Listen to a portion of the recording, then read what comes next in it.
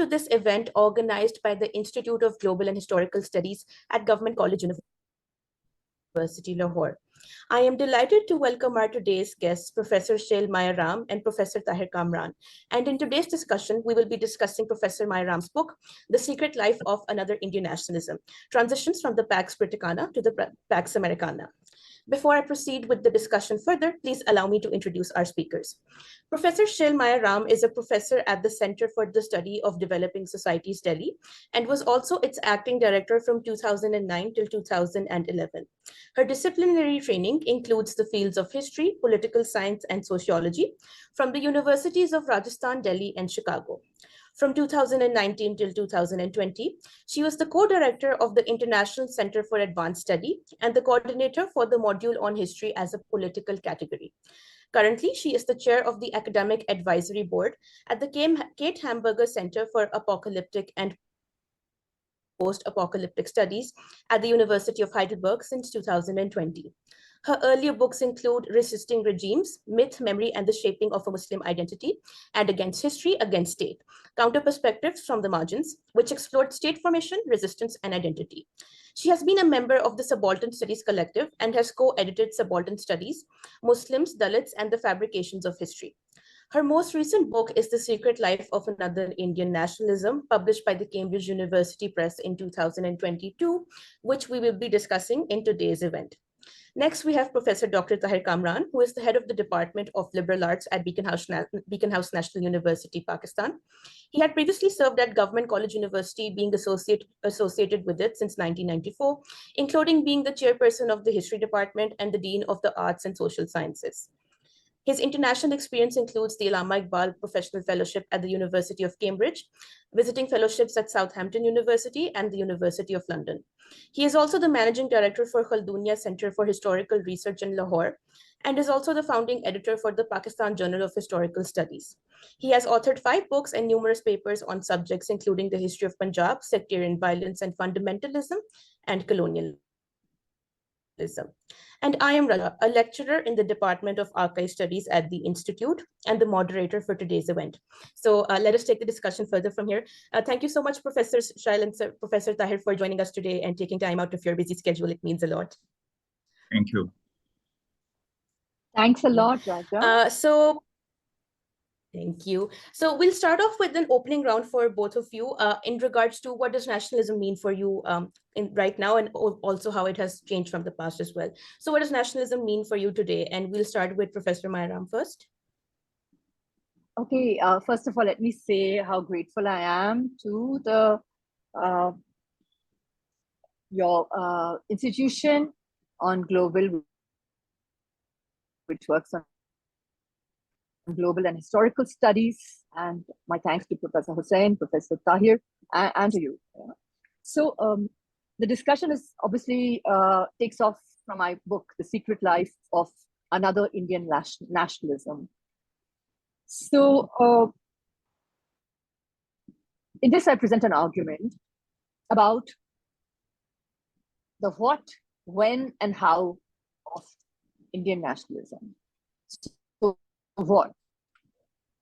So Indian nationalism, I'm arguing, has 2 strands. One is exclusivist and the other is inclusivist.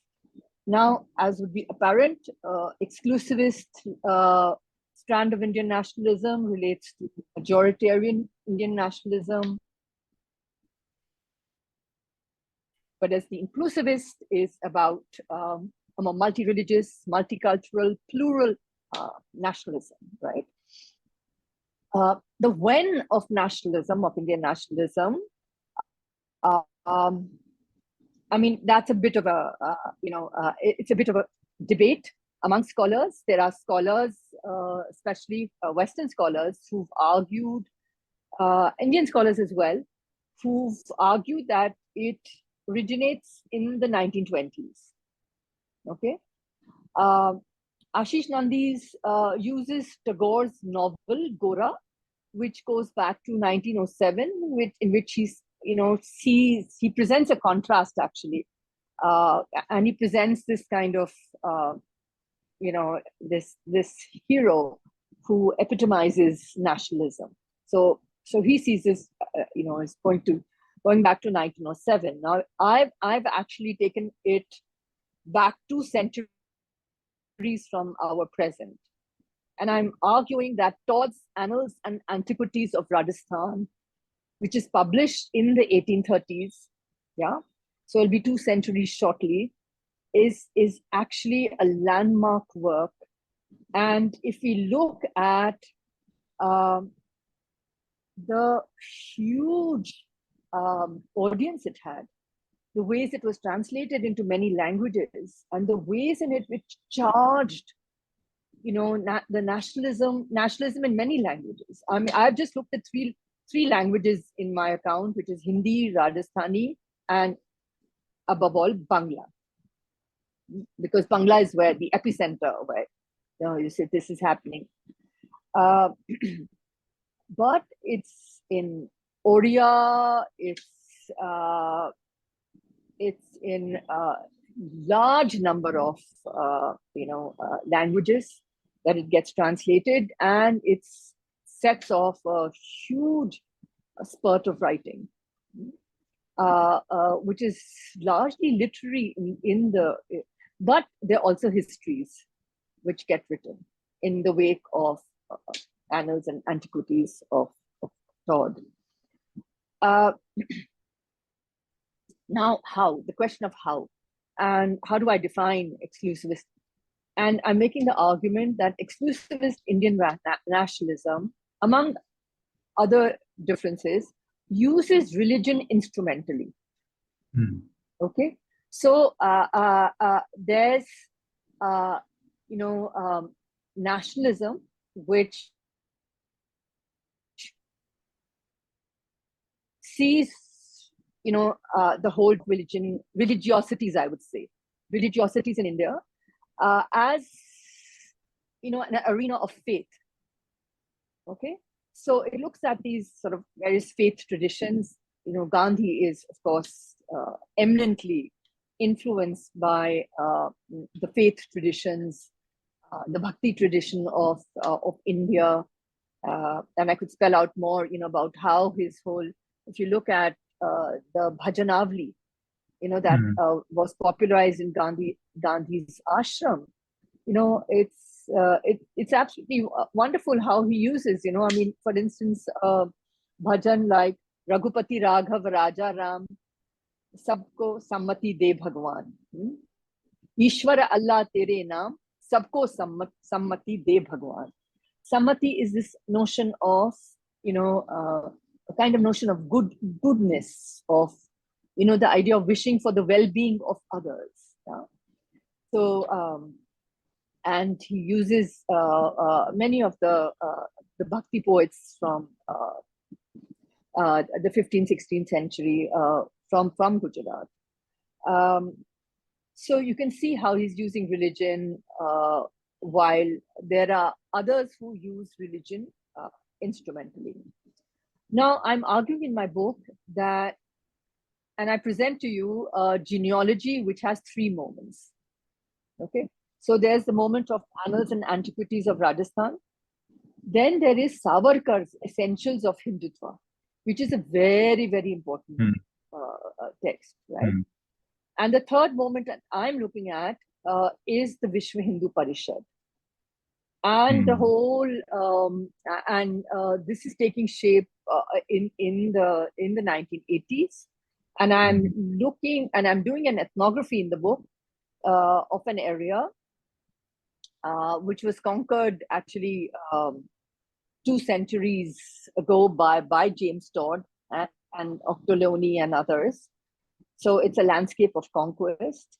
And this is again an area which is subject to what the Vishwa Hindu Parishad calls Paravartan, or reconversion. So they distinguish between conversion and reconversion.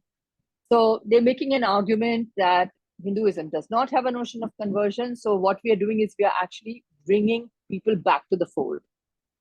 Now I'm contesting that. I mean, it's actually. And I'm pointing out the ways in which they're actually converting and changing what is lived Hinduism with their own conception of Hinduism, which they're superimposing on the local population. So it's actually, they're transforming religious practice. So there are many, many moments which a genealogy of nationalism could look at, but I've looked at these, focused on these three. And and the subject, in terms of method, I'm using both the historical, the archival method, reading, and also textual text. I'm reading texts, and but I'm also working as an anthropologist and doing an ethnography. And I really spent a lot of time, actually, because I began my field work, somewhere in the 1990s. So it's really 2 decades of field work, and the case studies that I've tracked are actually followed over time. So it's really extended field work. And what's really extraordinary is that the community which was conquered were forest inhabiting group. They lived in the forests of the Aravalis, and they're violently conquered. Their entire forest is cut down. A story which we've heard in many parts of the subcontinent. The entire forest is cut down, and they're sedentarized. And of course, the area becomes subject to terrible famine, and it's a very poor area. And when I began somewhere in the 20th century, this particular community, the ethnographies describe them as divided into 3 sections: the Rawat, the Merat, and the Cheetah. Now, the Merat actually had only 3 Muslim practices, what they called Khatna, Gadana, or Halal.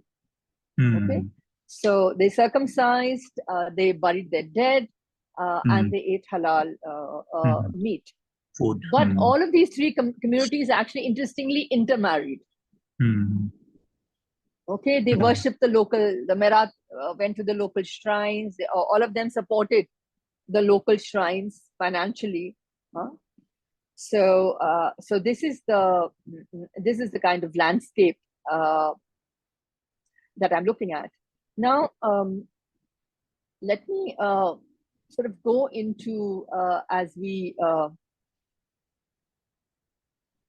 I see these 2 versions of nationalism symbolized by 2 figures, Gandhi and Savarkar. And, my introduction opens with an epic encounter which takes place in 1909, when students invite these two for Dashera. And both Gandhi and Savarkar to speak on Ram, the Indian god Ram. And you can see 2 absolutely contrastive readings of Ram. That happened in London, isn't it? In London, absolutely. Yeah. And for Mohandas Karamchand Gandhi, Ram is ethical sacrifice. Love. Yeah. He's absolutely, it's the idea of love. I mean, in the epic, he eats the what we call jhute beer of this, tribal woman called Shabari. Yeah?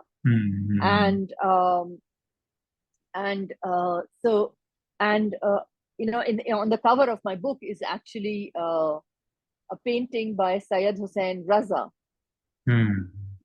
Because again, in Gandhi's assassination, you have these 2 visions of nationalism in confrontation. And Gandhi's last words were said to be, "Hey Ram." So that's a beautiful painting actually made by Raza Saab, and which has the words, "Hey Ram." Now, to get back to Savarkar's idea of Ram, Savarkar's idea of Ram is about this warrior Ram who will vanquish evil for the nation.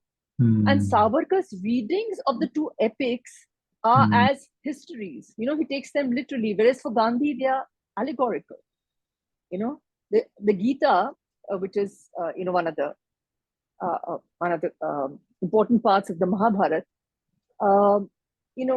Savarkar reads as history, as a battle which actually took place. Gandhi is not bothered about, for him, Kurukshetra is the Kshetra of Dharma. And including at the time of partition, when he's working in Noah Khali, and he's extremely dejected, and, and he's going back to this, and, and he's seeing this, that this ought to be a place where, an ethical domain prevails. It should be the Kshetra of Dharma, out of, because the war was fought over Dharma. And so for Gandhi, and he spends years, actually working on the Gita, writing his commentary on the Gita to elaborate this particular. So while Savarkar feels that in Gandhi there is no political theory, okay, Gandhi clearly has a very different kind of a political theory, right? Savarkar also dismisses him because he says he's vegetarian, right? And how can you defeat an empire by being vegetarian? You have to be masculinist, Kshatriya, Maratha-like, and, so you must be meat-eating. And he feels also that Gandhi has no vision of an Indian nation, no vision for the future. So that's really the kind of argument that the book is making. Thank you so much. That was a very fascinating journey into what you conceptualize as the origins and then the three genealogies. And of course, the very personally bring up these points in some of the next questions. But to Professor Tahir Kamran as well, could you also elaborate on what nationalism means to you, especially when it comes to defining its origins or locating it from somewhere as well? Well, focusing strictly on Professor Mayaram's book, The Secret Life of Another Indian Nationalism, I jotted few notes. With the help of those notes, I will just try to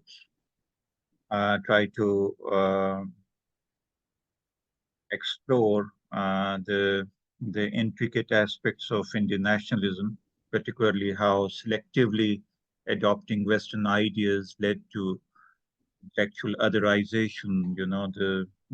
When she examines the role of Todd, and then obviously Sir Walter Scott, and then the Romantic poetry has played a role in it. So that's all really fascinating. The connection, the way connection she forges, that's absolutely fascinating. When Western colonial powers introduced concepts like rationality, science, democracy, and secularism into Indian society, different groups in India adapted these ideas in varied ways. Indigenous elites educated in Western institutions began to embrace and promote these concepts, creating new intellectual identities aligned with colonial ideals. And many argue that the generation of Aligarh graduates who were at the forefront of that struggle that they waged to have a separate state. They were all westernized, of course. So the Western educated elites viewed themselves as more enlightened and progressive, often considering traditionalists as backward or resistant to change. This marginalized indigenous knowledge systems and traditions, which were dismissed as irrational or superstitious by the westernized elites. Consequently, nationalism itself was redefined through the Western perspectives, sidelining indigenous concepts of community and polity. Now, the thing is that nationalism in itself, I would rather be really curious as to what Professor Myram thinks of it. Nationalism itself is a westernized concept. So it was conceived and contemplated by uh, writer of The Wealth of Nations, Adam Smith. Consequently, nationalism itself was redefined through the Western perspective, sidelining indigenous concepts of community and polity. This internal colonialism saw westernized elites imposing colonial intellectual frameworks on the broader population, mirroring external colonial rule. If you read Pakistan's history in 1950s, that will be quite evident. The way Western ideals were superimposed on the people, wherever those ideals suited the elite. When it came to democracy, they said, well, democracy is not in consonance with the genius of the people of Pakistan. So, because by introducing democracy, their power was obviously was in danger. Marginalized groups and traditional intellectuals often resisted this otherization, striving to reclaim and reassert indigenous knowledge and values. These counter narratives challenge the dominant Western discourse, but the impact on Indian society was profound. Intellectual otherization led to social stratification, creating new hierarchies based on adherence to Western ideas, layered on top of existing caste and class divisions. This also poses question to Professor Mayaram as to how caste played a role in the configuration of Indian nationalism. Obviously, she has discussed it in the book. This also resulted in cultural alienation, especially in rural areas where traditional ways of life were more entrenched. And the intellectual landscape of India became fragmented. From 1872 onwards, we see the introduction of census and ethnography and the gazette writing. And, I wonder, Professor Mayaram, I have, whatever I have read, the secret life of another Indian nationalism, gazetteers have not been referred to much, or maybe it has eluded my eye. So the Gazetteers and the Pakistan side of the subcontinent, that's really a shame that we have to rely so much on Gazetteers because nothing much have been added to whatever already is available in the Gazetteers. And no one has ever mustered up the courage to controvert whatever has been offered in those gazetteers. So the intellectual landscape of India became fragmented. So far as Punjab is concerned, from 1883, when the elections of municipal board were introduced, and those were introduced on the separate electorate, So mostly people say that, it was introduced in from 1909, but, in Punjab, that process started early with the sharp deviance between westernized and traditional thoughts uh, affecting politics, education, and religion. Someone was saying that, well, there was, I used to think that, well, music is something that Hindus and Muslims share at least, but then Dr. Nasir Rahman told me that, well, the Muslim music was different from the Hindu music. So that really amazed me. These ongoing debates and conflicts over the direction Can of you Indian repeat that? society. Can you repeat that point about music? Yes, well, I was of the opinion that music holds a commonality between all the communities living in Absolutely. subcontinent, particularly Hindus and Muslims, because Amir Khusro was important. Sitar was important, Surely. uh, and Mm. Qawwali is a form of a devotional song, which is being listened to with with a lot of fondness in Pakistan as well as in India. But Dr. Naseem Rahman, my colleague at Cambridge, she was pursuing her PhD, writing her thesis on Lahore cinema from 1923 to 1947. She told me that no, there's a difference between the two musics. Muslim music is different.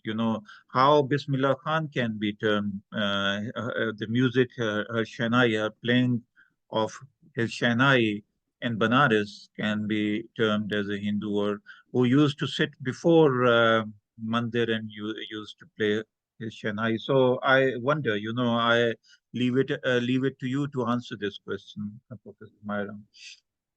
These ongoing debates and conflicts over the direction of Indian society highlight the complex interplay between indigenous and Western intellectual currents in shaping modern Indian nationalism. And then I flickeringly remember Professor Mayram discussing this in a book about, with reference of Ashish Nandi, that there were several colonialisms. It was not one colonialism. So this colonial, this utterance or this phrase of colonialism needs contestation.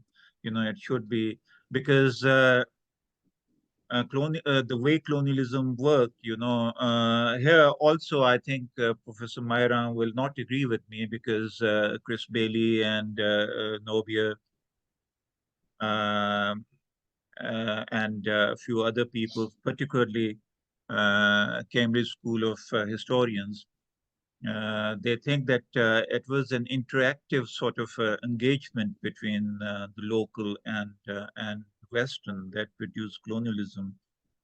But internal colonialism, the way feudals used to assert their authority in Punjab in the name of British Raj. So that sort of a colonialism was, in fact, superimposed, where the agency of colonialism cannot be denied. So that's I wanted to say. Uh, but having said that, few questions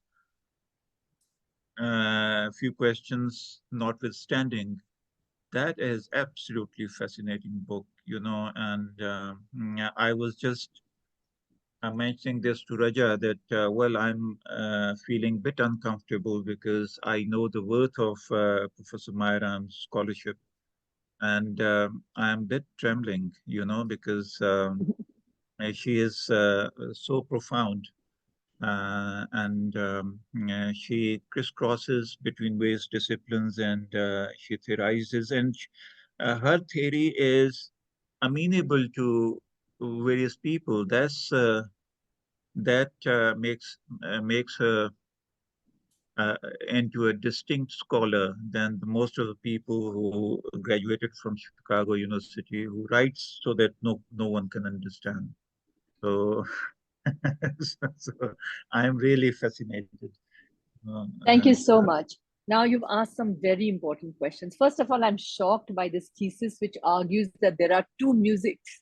I used to hear that in the build-up towards partition, there was this thing about do pani, Hindu pani, Musalman yeah, pani, which has to do. But this two musics, it's just actually the situation is just the opposite. The gharanas actually, brought Hindus and Muslim, made them part of one single tradition. You can't think of Khayal without thinking of, the great Muslim musicians. How can you say that? And, I was mentioning Gandhiji's bhajan, Raghupati Raghav, it's played by Bismillah Khan, and he used to actually play before Kashi Vishwanath, the Kashi, the temple in Banaras. So this is something, and when I went to Pakistan, actually, I attended a session of classical music. So Khayal Gayaki is so significant. But let me come back to the very important questions you've raised. First of all, this thing about one of the things that I develop in my book is a theme about the Pax Britannica and the Pax Americana. And in a sense, the book, these are the two bookends, So, Todd is coming to us, and he represents, in a sense, what is the Pax Britannica, and the VHP is in a context where you have, the full play of the Pax Americana. Okay? Americana. Yeah. Now, both are modes of imperialism. And That's colonialism, colonialism was clearly a new form of imperialism and of violence grounded in race and the idea of primitivism. Mostly it was supposed that these are really primitive peoples. And there are many different kinds of colonialism. This play of the primitive especially took into place in Latin America, and in the Spanish and the North American, colonialisms were really genocidal. There's a book called The Holocaust, which speaks about this. Then in the African context, you had settler colonialism. And with the British, it was a more sophisticated project, but it led to partitions in 4 regions. The British were responsible for 4 partitions. It's incredible. And so not only in Palestine, and we're looking at what's happening right now. And this is Palestine, it's the so-called Pax Americana, full play of the Pax Americana and weapons supply. And I would say that the Pax Britannica was actually a more sophisticated form of colonialism. So there was cartography, map making. So they were, drawing up. Todd is involved with the making of maps, the earliest maps. It involved ethnography. All the gazetteers that you mentioned, surely, this was very, very important. All their write-ups on the, castes and tribes in various areas. It involved also travel writing. Todd has also... That's right, travelogues, And then it also involved treaties. Now, with the princely states, you had a number of treaties which were worked out. So it involved, both conquest, but also diplomacy, and as they, got the Indian kings to accept kind of subordinate positions, and so took over, all their foreign relations and so on. And of course, as you mentioned, there's still modes of internal colonialism. We could discuss that, but that's a much more complicated, subject. Now, coming to Todd, and you very rightly made the point that Todd is coming out of the Scottish Enlightenment, Adam Smith, and so on. And Todd is influenced by a worldview, where you have Walter Scott's romances, where two communities are completely polarized. So now when he reads these, Rajasthani texts, in Dingal and Pingal, so Todd is looking for a world in which Hindus and Muslims are completely divided. So, now Todd has been referred to as a romantic by certain scholarship. My 2 very senior professors, Lloyd and Rudolph, have referred to him as a romantic. Find these many genres, of the Pax Britannica, are very significantly present in Todd. Now, you made the very important point that, after all, nationalism is a foreign concept, and it came to us from Europe. I also think that concepts travel in time, and they also get shaped and modified by local contexts.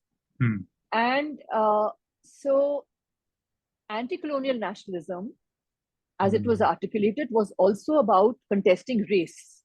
It was about notions of democracy, it was about self-government, that we don't need, the white man to tell us how we should govern ourselves. We want to govern ourselves. Never mind, we'll make mistakes. It was also about equality, giving everybody the right to vote. It was about democracy. And I think when the idea of the nation state travels from Europe to the Indian subcontinent, it undergoes changes. So it's no longer a state with one religion, one language. Okay. Now, in some places it is. I mean, in Israel, for instance, they allow for only the Hebrew language. Hebrew, yes. Arabic Yes, is that's right. Arabic is not accepted. So I've done a book on Israel, a book of letters. So, and I lived in Israel for some time. So you have countries which have adopted the European model, but you have countries which have, completely reworked the, and we are a country where I mean, I belong to this group of historians called subaltern studies. Yeah. And one of the things with, Ranajit Guha and my colleagues talked about is peasant nationalism. That there was not just elite nationalism, but there was also peasant nationalism. And, I've looked at, movements like, of the Gujars and of the Mayors. And one of the things they say, and I mean, one statement which was made to me by a Mayor, and which is in my other book, कि हम हिंदुस्तान के बाशिंदे हैं. We belong to this country. It's a statement about belonging, and that we have also fought. I mean, they believe they fought the British in 1857.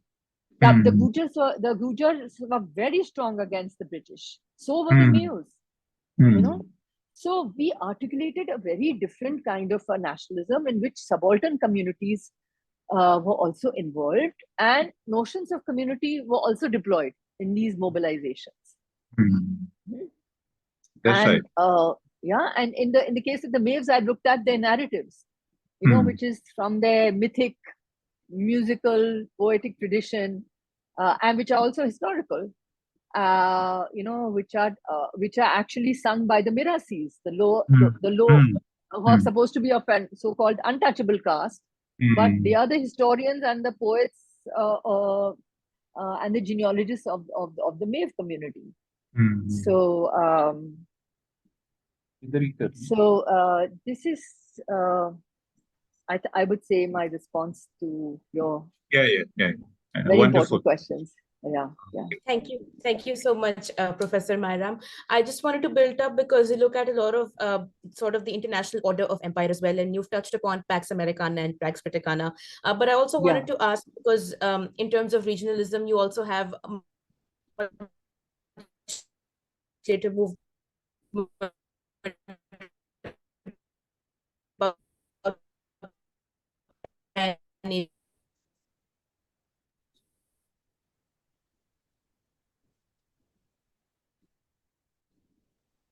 should I repeat the question?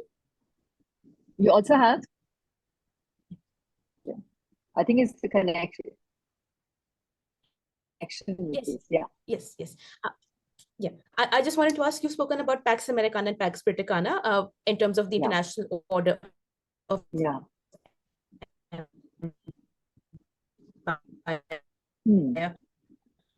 but what are the implications of it? No, I heard the question up to Pax Americana, but what are the implications of that is not clear.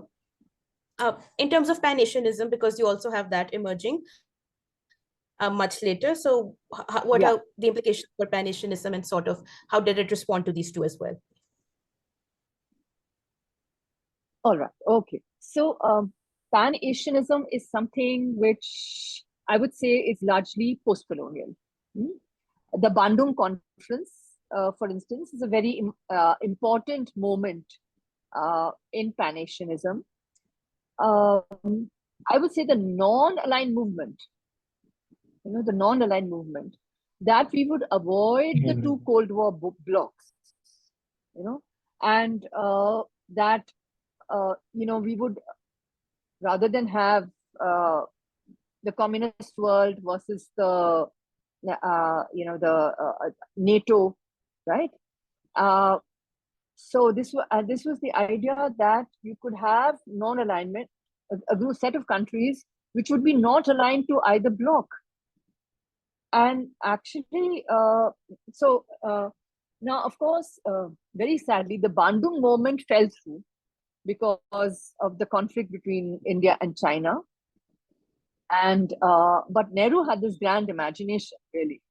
And I would say that Nehru, Nasser, and Tito were the grand leaders of non-alignment.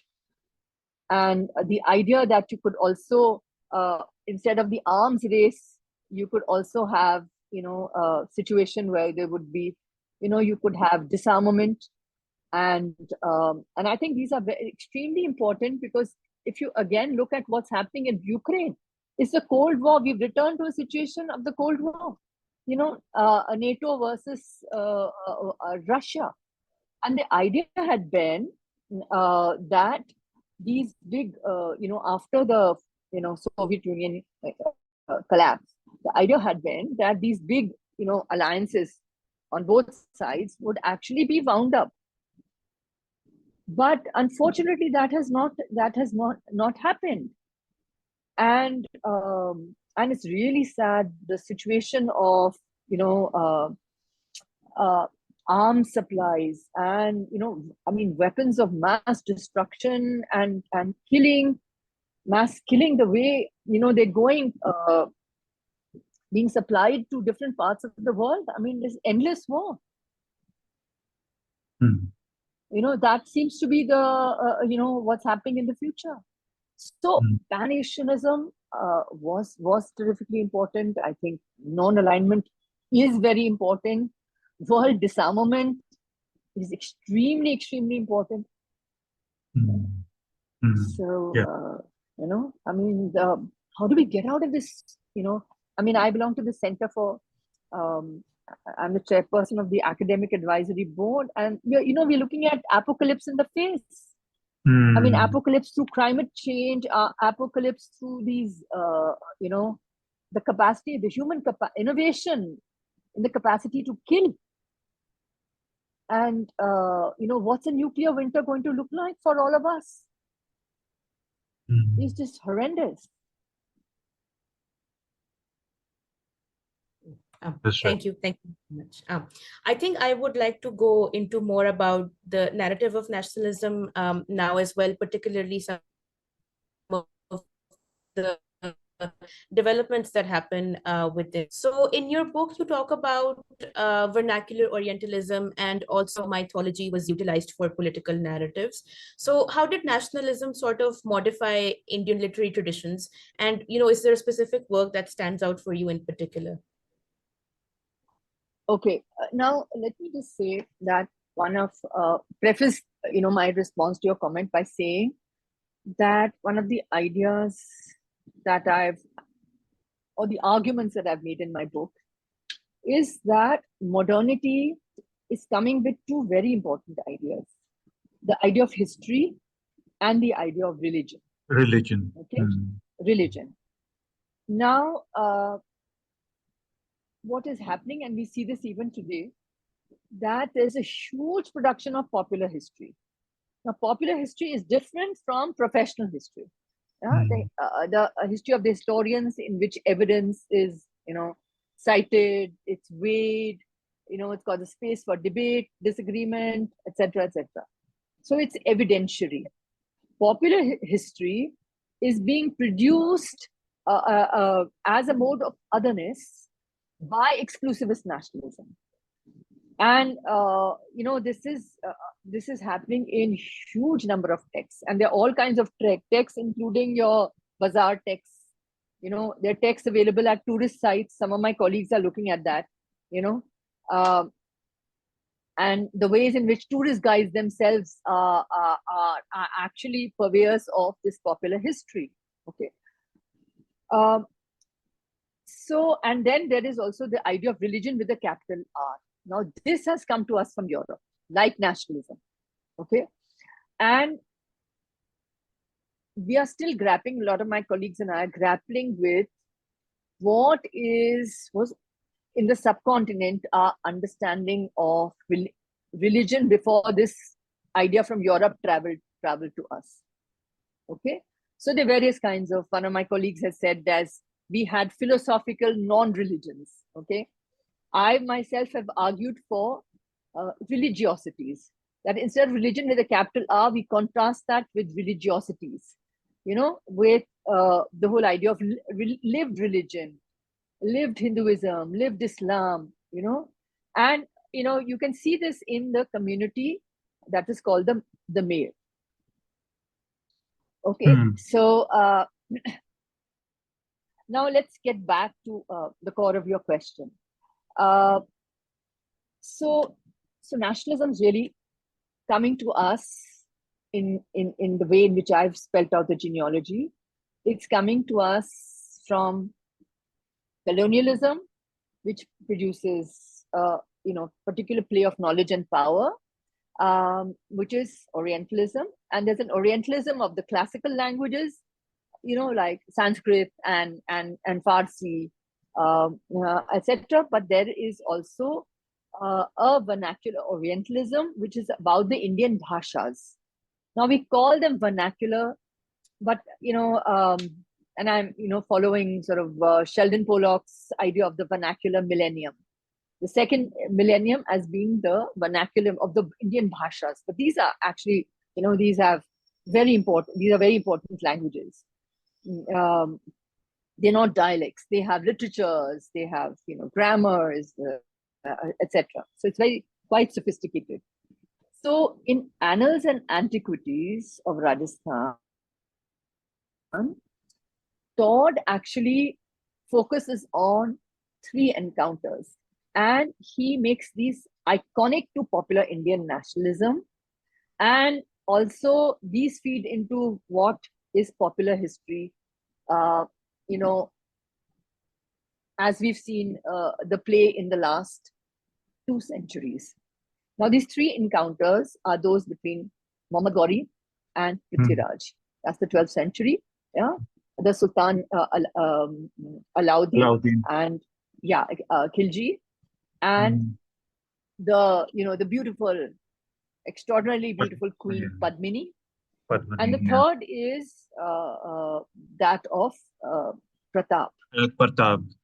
Akbar. Who's Well, on the other side, and that's the complicated story, which is why this story, the way in which Todd tells us, is such a, does not tell the whole story with all its fullness. Okay, but let me first focus on Prithviraj, since you asked me what's a particularly important text.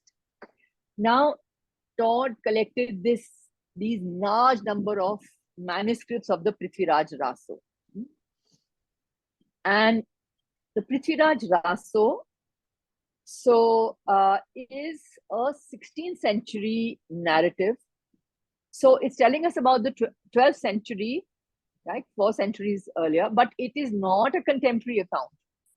And there are 4 different versions of the Raso. Okay, they're all, with a number of variants. So this is really clearly the literary narrative tradition. It's splendid. It's produced in Udaipur. And now what's interesting about Todd's reading is that he focuses on a very violent encounter, and there is this whole blinding of Prithviraj by Muhammad Ghori. Now that is in none of the contemporary texts, and then there is the revenge that Prithviraj takes against Ghori. So and the poet Chand Bardai in the epic.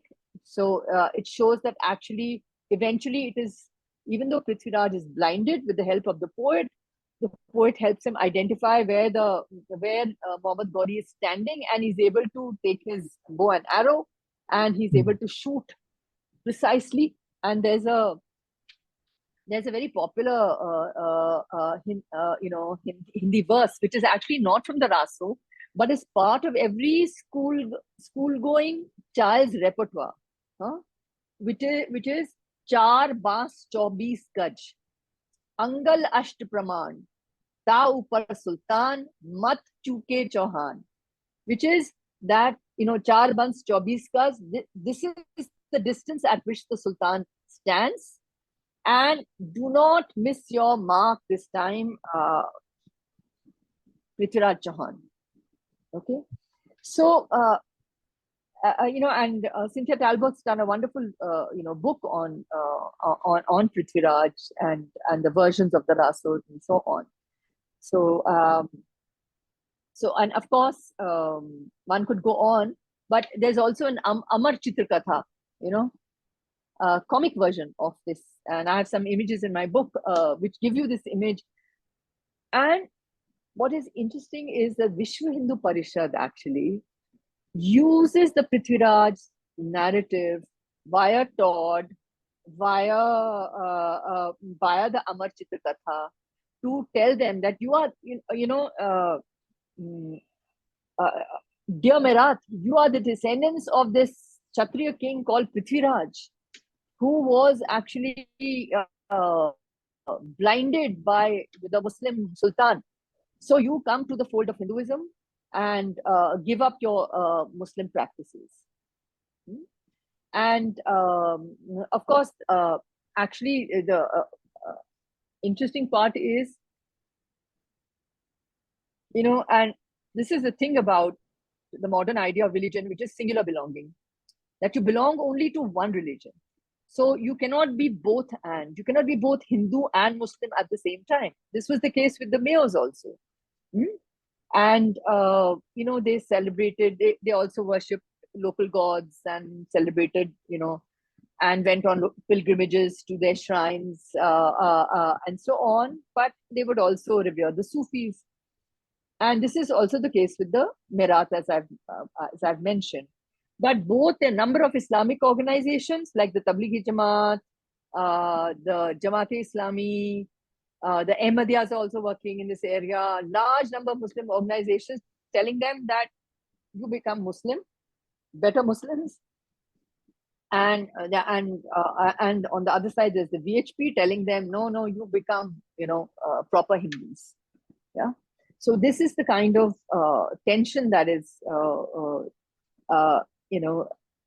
But I mean, if you look at it, see how Todd takes a literary text and reinterprets it.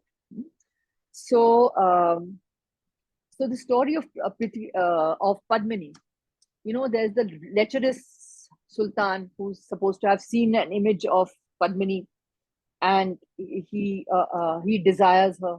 Okay. Now, in Bengal, in the mid-19th century, there is Rangalal Bandyopadhyay, who writes a kavya which draws upon Todd's account, in which the goddess Kali comes, and the goddess says, "Oh, I am thirsty for blood."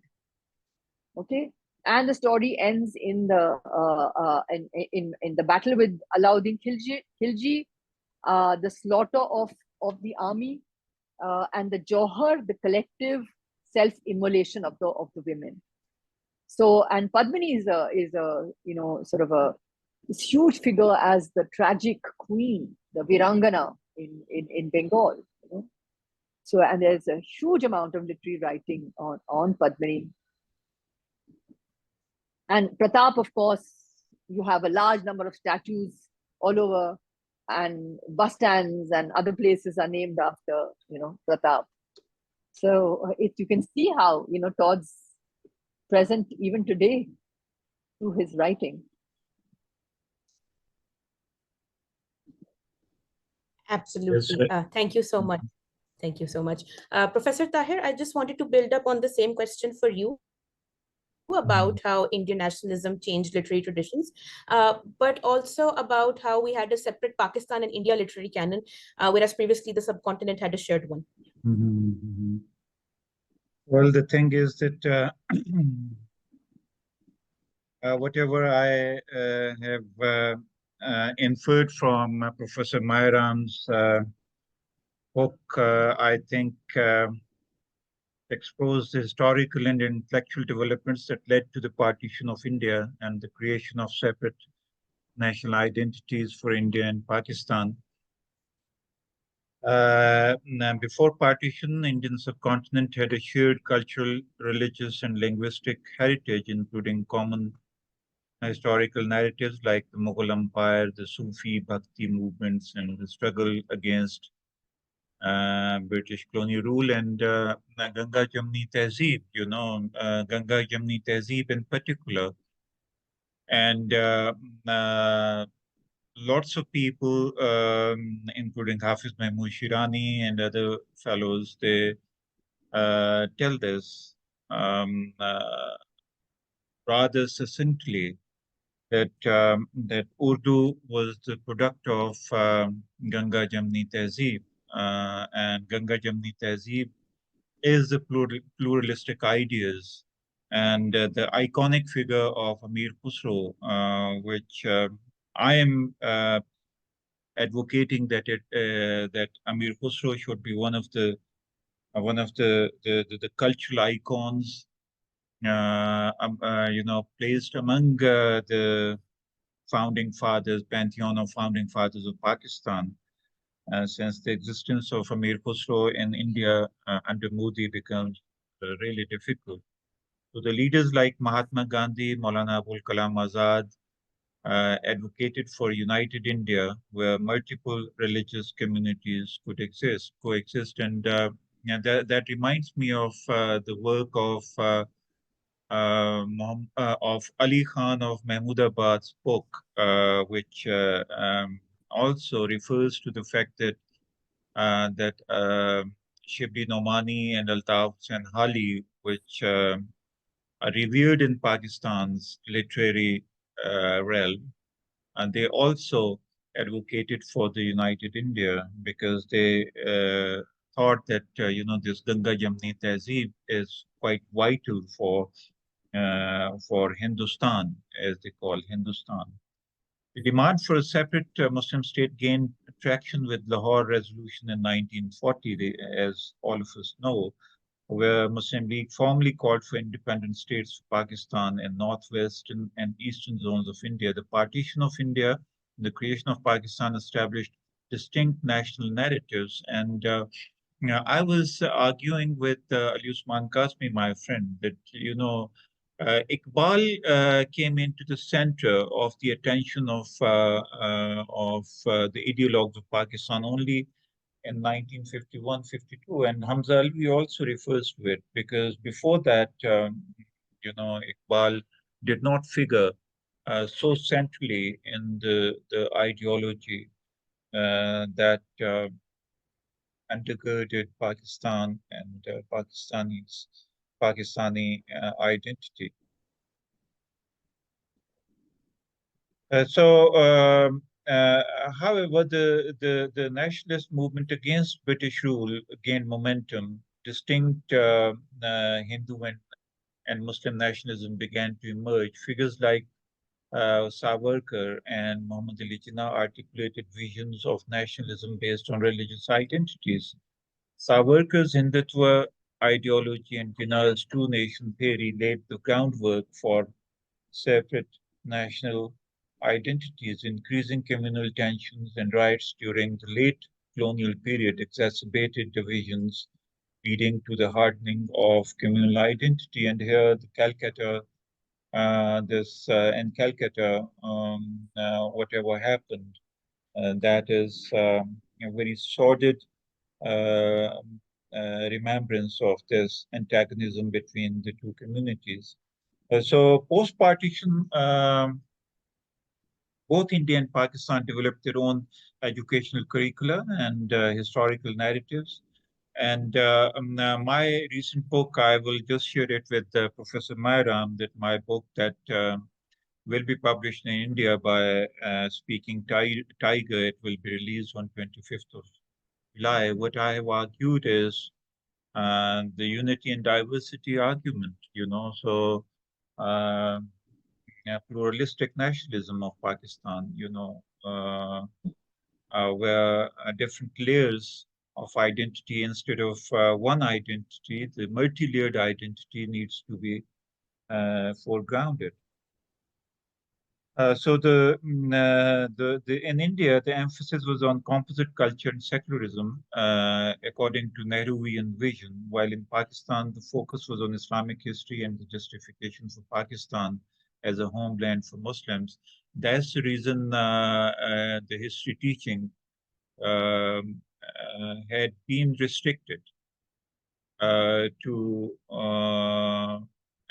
from 711 to 1947 and afterwards. Ancient India was totally excised, and similarly, the after 1965 war, the mention of Gandhi was in a pejorative and insolent terms. So that's what happened. Literature, films, and other cultural productions in both countries reflected and reinforced these distinct national identities. Indian literature and cinema highlighted themes of secularism, unity and diversity, and the trauma of partition, while Pakistani cultural production emphasized Islamic identity, the heroism of the independence struggle, and the legitimacy of Pakistan's creation. When it comes to India, Mughal-e-Azam can be mentioned, where the image of Akbar is portrayed as a tolerant king, and similarly, in a very chaste Urdu, the Indian pluralism is projected. The intellectual traditions in both countries diverge significantly. Indian scholars and intellectuals continue to build on a legacy of pluralism and secularism, while their Pakistani counterparts developed a narrative centered on Islamic identity and the ideological foundation of the Pakistani state. Here, that must be underscored that till 1970-71, when East Pakistan was a part of Pakistan, Bangladesh, the emphasis on this exclusionary nationalism was rather limited because we had 23% of the minorities that needed to be catered to. But after 1971, things gravitated towards exclusion. And that exclusion became all the more pronounced when Ziaul Haq, took over in 1977. And from 1979 onwards, things became quite exclusionary, quite, um, you know, what you call mm, unaccommodating towards minorities and non-Muslims. Um, so ongoing political conflicts between India and Pakistan, including wars and territorial disputes, further entrench these distinct national identities and narratives. But all this, whatever I'm saying, that is prior to the coming of BJP in power. Ever since BJP has ensconced in power, things have changed. India and Pakistan are the mirror images of each other. Both of them, they have become exclusionary polities, unfortunately. Professor Mayaram illustrates how the rise of distinct nationalist ideologies led to the separation of India and Pakistan into distinct national entities with their own canons. This process involved the emergence of religious nationalisms, partition, and the subsequent development of separate educational, cultural, and intellectual traditions, marking the shift from the shared heritage distinct national identities. Here, there's a question uh, about the binary opposition between Savarkar and Gandhi. There are two nationalisms, one advocated by Savarkar and the other advocated and practiced by Gandhi. And the same source is being read differently by the two people. And until I read that book, I was under the impression, which had been referred to by Professor Mayaram also, that Gandhi too had a profound impact from Tolstoy, from Ruskin and Thoreau. Here, he seems to be pleading that only Upanishads and Gita were the mere source of inspiration for Gandhi. So, should we understand from that assertion that Gandhi uh, did not embrace any influence or assimilate any influence from the British regime or whatever he learned in London, Temple Zen, or where he studied. So he remained himself aloof from whatever happened. It was only the Gita and Upanishads, and nothing from the West that impacted his ideology. And it was Savarkar who read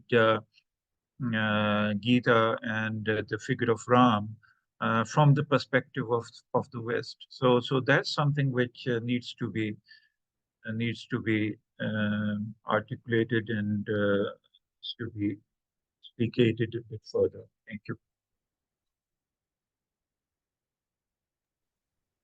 Thank you very much, sir.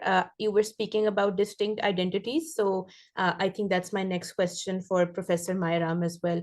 So, Professor Mayaram, in your book, we often see, and you referred to this earlier as well, where Gandhi was being taunted that, he doesn't eat meat and you need someone very masculine to sort of counter nationalism.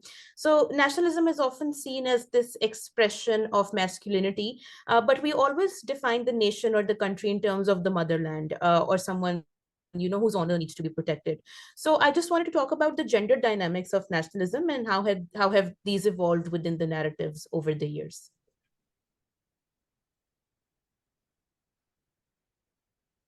Can you hear us?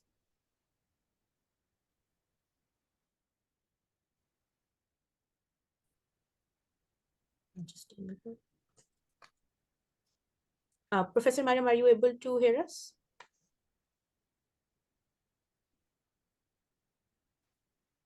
I just sent her a message.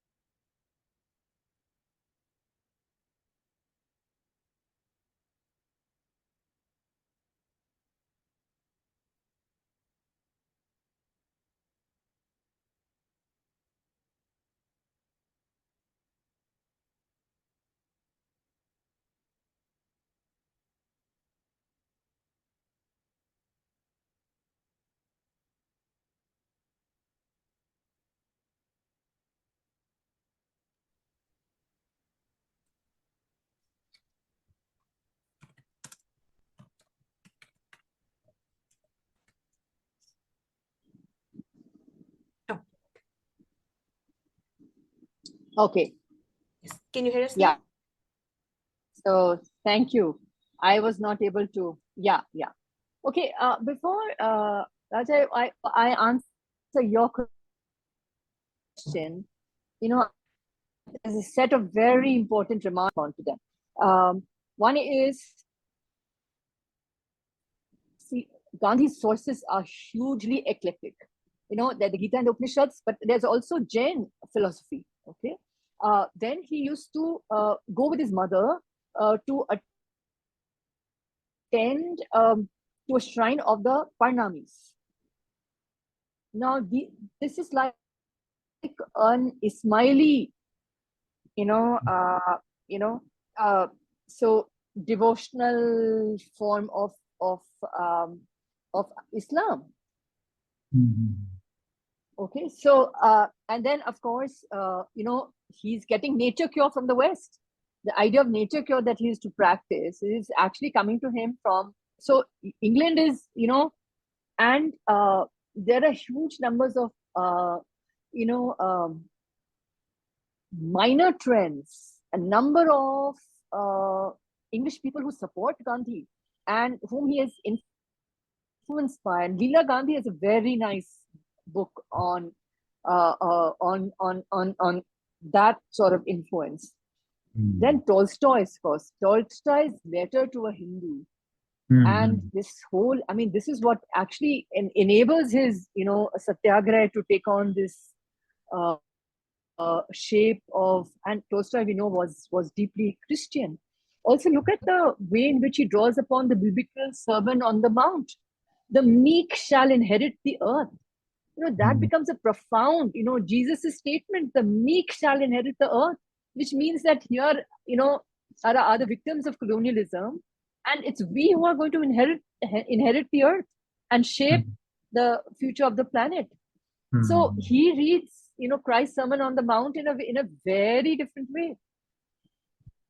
Now, Savarkar, in his defense, I would say Savarkar is against caste. Gandhi is also very critical of untouchability. Gandhi, and he uses a kind of he's, when the Bihar earthquake happens, he says that this is because of the sin of untouchability, and for which the Hindus have to do prayashchit, penance. And, in the sort of Gandhi-Ambedkar debate, actually,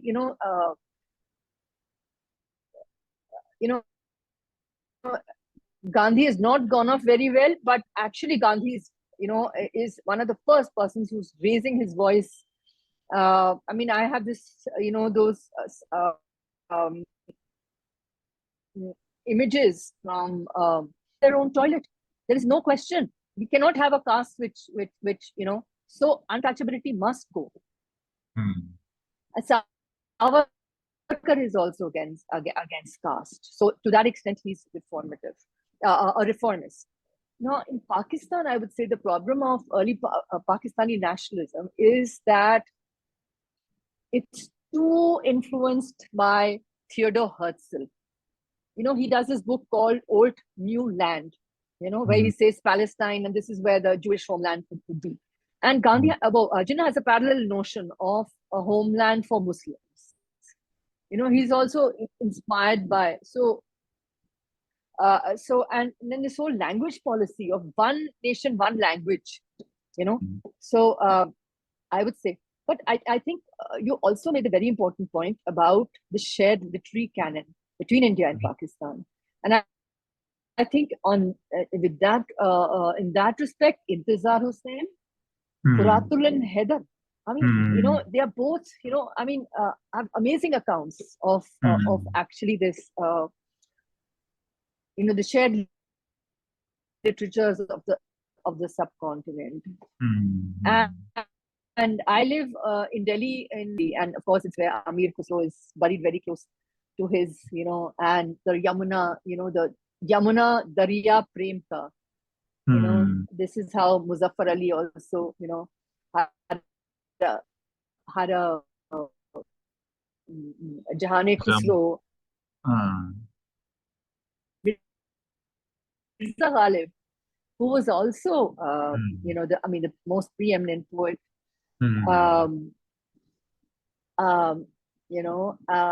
But I would say that among the kind of shared literatures we have, also the Sufi romances.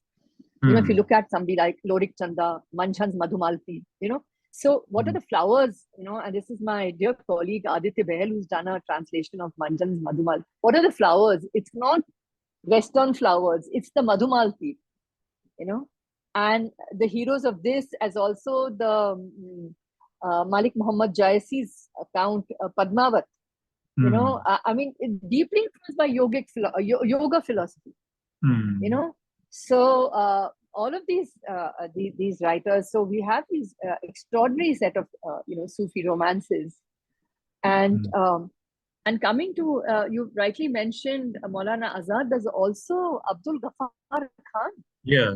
And one of my friends has done a book called The Non-Violent Pathan. I mean, think of this fantastic image. I mean, the Pathan was supposed to be this kind of, again, a martial image, but you have in Khan, the image of a non-violent Pathan. And both were deeply disappointed, at the division of the subcontinent,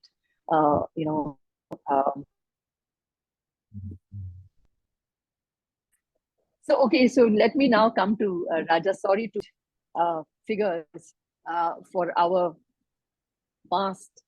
Now, it's true, nationalism is often seen as an articulation of masculinity, and with Prithviraj and Pratap, you have the play of Kshatriya masculinity, right? The Rajputs and so on, and how they will avenge. And there's this whole thing which has come into play in a lot of politicians' speeches. कि हमारी 800 साल की गुलामी, so we were for 800 years we were enslaved by by Muslim rule, and we have only now we have and I think it's just completely, because they're just completely forgetting that the Vijayanagar Empire of the 16th century was a Hindu empire. So it wasn't that Prithviraj was the last Hindu emperor. I mean, you add these series, but it's about ignoring what happens in South India. We've ignored historical developments and what grand empires they were, even while you had the Sultanate and the Mughal Empire. Now, now with Bankim, Bankim again is a major figure in Bengali nationalism. You have this notion of motherland nationalism, and you have this whole notion of Bharat Mata, the nation as goddess. And there's a beautiful rendering by Abanindranath Tagore. But see, in all of this, the feminine is actually framed by the masculine, right? So it's still the masculine, and it is, the feminine images are coming also out of this discourse of masculinity, right? It's only Gandhi who changes the discourse of,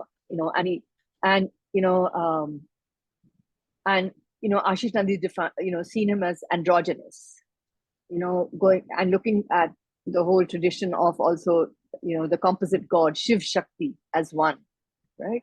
And Gandhi's own self, as the androgynous. And there's a beautiful book by his niece, Manu Gandhi, who was with him in his last days. And the title is Gandhi, My Mother.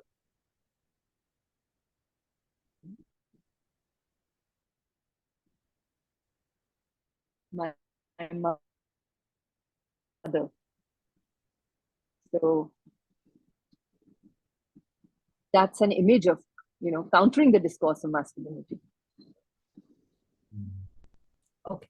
Thank you. Thank you so much. I think that was very, very interesting about sort of subverting the norms and definitely contesting binaries, not just in the realm of gender, but even as we see throughout nationalism as well, in terms of otherization and polarizations. So I think just to sum up, we'll go towards the closing remarks now, and sort of we can look into what sort of future trends you can anticipate in the performance and commemorative practices of nationalism, in terms of where do you think we can go forward from this in terms of how it's remembered and performed? So I would just say that, see, a lot will depend on the dynamic of democracy. Mm-hmm. Mm-hmm. So, exclusivist nationalism also has to live with the fact that they cannot ignore a large minority like Muslims, and there's already, people going to churches, people talking about, conversations and dialogue with major Muslim leaders and theologians. So, and there are several constituencies in India where the Muslims hold the key to the balance. Which way the election goes will depend on, and there's some very good work which has been done actually by political scientists on this.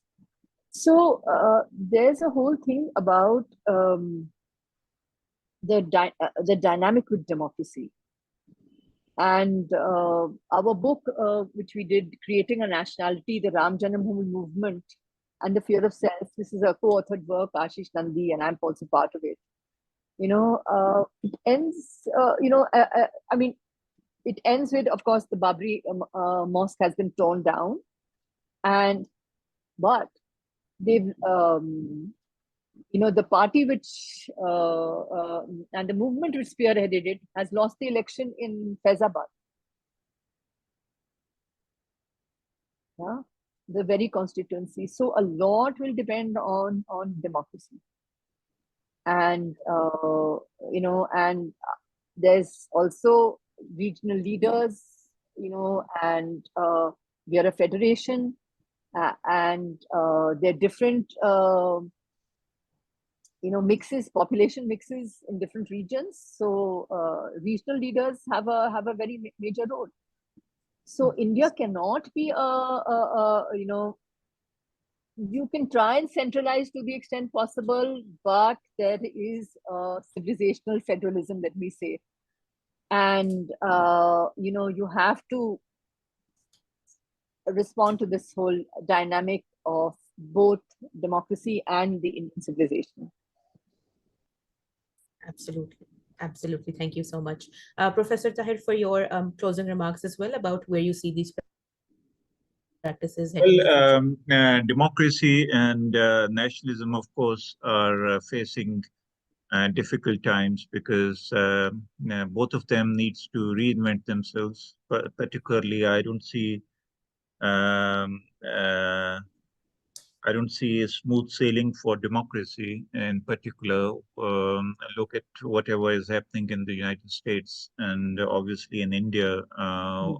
It's almost one party rule, and same is the case with Bangladesh, and in Pakistan, things are an absolute mess. And I think during these times, I think academia and intelligence in general have to play a greater role in inculcating some sort of an awareness and making people aware of how beneficial democracy is. And particularly with respect to freedom, I think this concept of a freedom is in a state of ambivalence. So that was the reason for Pakistanis.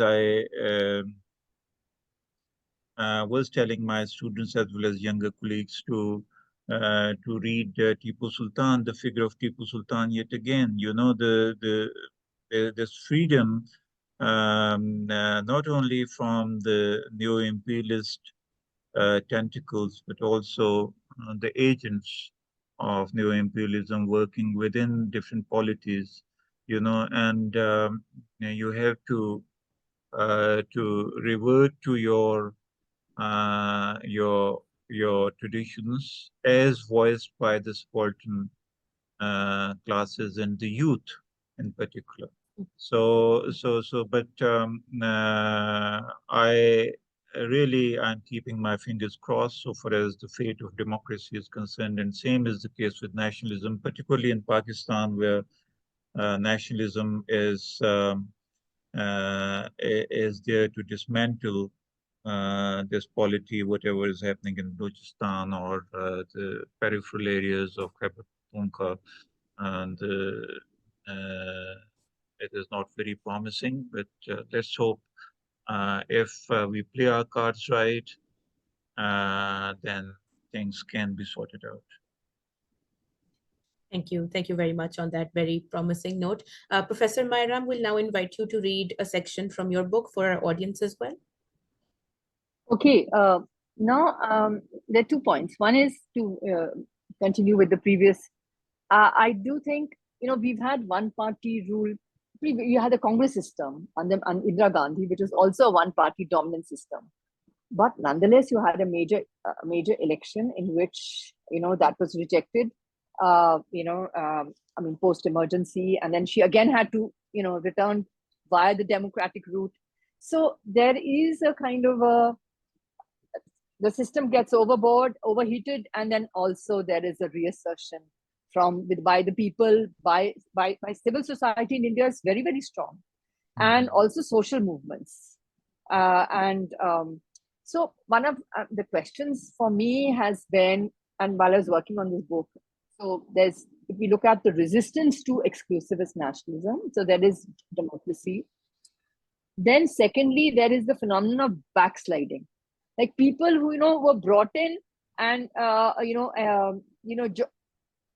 declared that they were, declared to the Vishwa Hindu Parishad that we are now Hindus and have given up our Muslim practices. There is the phenomenon of backsliding. Many of them have gone back for various reasons. And they've said that actually this was all, they have done nothing of any real benefit for the region. The third, and this is where I'm going to come to this passage of my book. And I've mentioned in the very beginning that there are religiosities as distinct from religion with a capital R. And you can see these especially manifest in local healing traditions, in the phenomenon I call medical pluralism. And this is also where I have tried to conceptualize the idea of Madad Bhumi. Okay, so here I am. My last chapter is a book. Is a case study. It could actually become a book of a woman healer who every Jumeirah, every Thursday, is possessed by Imam Hussain. Now, for her, Imam Hussain is not a question of history, is not whether he's Sunni or Shia or whatever. He's not of the past, but is of the very present. And she's a spirit medium for him, and she uses what she calls Peer Baba. Peer Baba is the one who helps this huge clientele of people who are Hindu, Muslim, Christian, whatever, and they come because they've been been possessed by various kinds of spirits, bhoot and jinn and so on. And I have kind of a debate with Sudhir Kakkar, who's a very done a wonderful book on shamanism, and who argues that Hindus are only possessed by Muslim bhoots. And I said that's absolutely not the case. More often than not, actually, it is Hindus who are possessed by Hindus. For instance, women will have this, this whole thing about my Jithani, who has Jalan, who's jealous of, envious of me. So it's actually, this. So it's far more possession by bhoot and pret and jinn and so on is very much intra, religious community rather than, from a different community. So, so this is the last section of last few paragraphs of my book, and I'll read them out.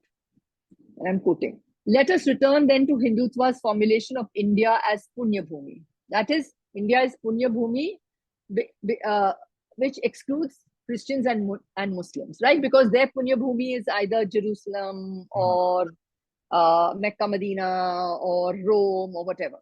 Okay, so so let us return then to Hindutva's formulation of India as Punya Bhumi, excluding Christians and Muslims, as elucidated by Savarkar. Now, this particular woman's practice, her name is Sushila. Sushila's practice foregrounds the contrary idea of the subcontinent as Madad Bhumi. Okay? Madad Bhumi, where Muslim holy persons and saints are accessed through petitions by ordinary Hindus and Muslims for help in their everyday life. वो क्यों आते हैं? They come to tie the Madad ki dori. You must have seen in shrines, but here you have, people who seek help and intercession of the saint or the or whoever, they, and this is all over.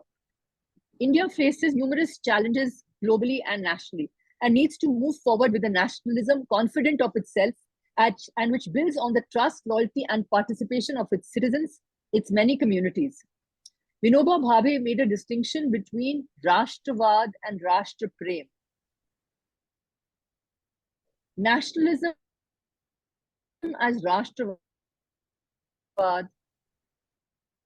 traps one in conflict and recrimination. Love as a quality of the self.